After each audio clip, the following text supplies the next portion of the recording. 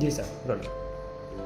ભાજપાના પ્રદેશ અધ્યક્ષ વિવિધ વિસ્તારોમાં જઈને કરી રહેલા બકવાસ, વાણી વિલાસ અને વિલાસની અંદર એમની આગળ ઇતિહાસનું તો જ્ઞાન નથી, પણ એ હકીકતોથી પણ દૂર ભાગી રહ્યા હોય તેમ જણાય છે. એ કોંગ્રેસના વિઝનની વાત કરે તો મારે એમને પૂછવું છે કે નિશ્ચિતપણે કોંગ્રેસનું વિઝન એ ગાંધી, સરદાર અને જવાહરનું વિઝન છે. સત્ય અને અહિંસા ઉપરનું વિઝન છે, જેના કારણે દેશને આઝાદી મળે એના માટેનું વિઝન હતું અને આજે પણ કોંગ્રેસ પક્ષ એના ઉપર કામ કરી રહ્યું છે ને આગળ વધી રહ્યું છે. જ્યારે ભાજપાનું વિઝન, એમની વિચારધારાનું વિઝન એ નાથુરામ ગોડસેના ગ્લોરીફાઈડ કરવાના વિઝનો છે, વિભાજન કરવાના વિઝન છે.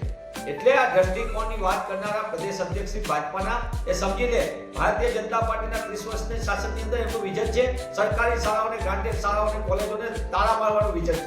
ભાજપાનું વિઝન છે બ્રિજ બનાવી નાખવાનું, કમિશન લઈ લેવાનું, પણ એનો આગળ બ્રિજ ઉતરો ત્યાં રસ્તો જ ન હોય, આ પ્રકારનું વિઝન છે. પાણીની ટાંકી બનાવવાની, કમિશન લઈ લેવાના, પણ પછી શું કરવાનું કે પાણીની ટાંકી બને, ટેસ્ટિંગ થાય, ભેગી તૂટી પડે, આ પ્રકારનું એમનું વિઝન છે.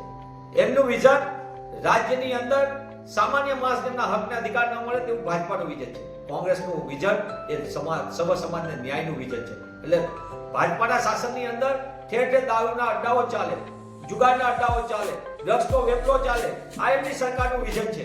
કોંગ્રેસનું વિઝન વ્યસન મુક્ત સમાજના નિર્માણ માટેનું છે. મહિલાઓની સુરક્ષાની બાબતમાં ભારતીય જનતા પાર્ટીના વિઝનમાં એમને યાદ આવવું જોઈએ કે રોજની 6 બેન દીકરીઓ ઉપર બળાત્કાર થઈ રહ્યા છે. એસસી, એસટી, અનુસૂચિત જાતિ સહિતના તમામ બક્ષીપણ તમામ ઉપર અત્યાચારમાં સતત વધારો થાય, આ ભાજપાનું વિઝન છે. એમને ન્યાય નહીં આપી શકે. કોંગ્રેસનું વિઝન છે અનુસૂચિત જાતિ, અનુસૂચિત જનજાતિ, બક્ષીપણ સહિત સર્વ સમાજને ન્યાય મળે, બધાને અધિકાર મળે અને એમને સુરક્ષા મળે. આ કોંગ્રેસનું વિઝન છે. એટલે મહેરબાની કરીને કોંગ્રેસના દ્રષ્ટિકોણ કરતા તમારા ખુદના જીવનમાં ઝાંખી કરો. તમારે ભાજપા પોતાની વાતને ચૂપ કરે. વારંવાર ગુજરાતની જનતાને અન્યાય કરવો એ ભાજપાનું વિઝન છે. કોંગ્રેસનું વિઝન સર્વ સમાજને ન્યાયનું વિઝન છે. એટલે આ પ્રદેશ અધ્યક્ષશ્રી, તમે નવા બન્યા છો, સમય મળે ત્યારે વાંચન કરો અને તમારો દ્રષ્ટિકોણને સુધારો તો ગુજરાતને પણ ફાયદો થશે અને તમને વ્યક્તિગત પણ ફાયદો થશે.